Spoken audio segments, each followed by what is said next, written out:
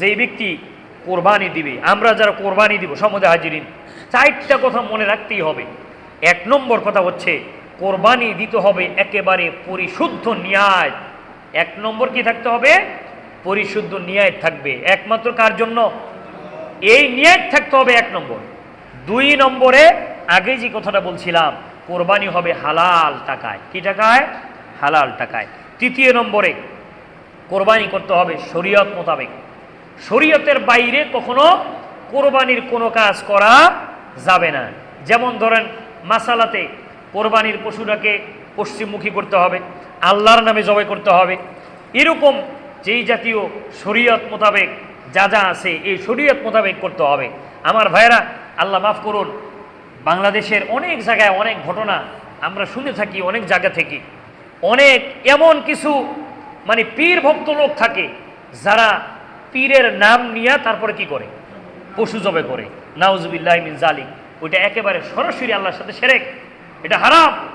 আবার অনেকে আবার কি করে যে বাবার দরবারে গিয়ে ওই জায়গায় গিয়ে কোরবানি দিতে হবে, ওই জায়গায় কি এই জন্য পশুটা সেই জায়গায় নিয়ে যায়। এগুলো কি জায়েজ আছে? এগুলো নাই। তো শরীয়তের বাইরে কোনো কাজ করে কোরবানি করা যাবে না। 4 নম্বরে যেটা থাকবে সেটা হচ্ছে রিয়া মুক্ত। কি মুক্ত ভাই? রিয়া মানে হচ্ছে মানুষকে দেখানো, লোক দেখানো, আল্লাহর জন্য না, মানুষকে দেখানোর জন্য। অনেক সময় অনেক টাকা দিয়া পশু কিনা তারপরে মানুষের কাছে চার দোকানে বসে বসে কয় এবার আমার মতো গরু আর কি কিনতে পারছেনি, হ্যাঁ কোরবানি শেষ, এরকম কথা বলা যাবে না।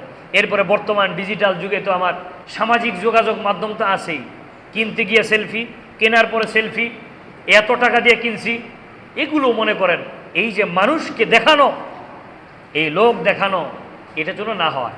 একমাত্র এটা কার জন্য?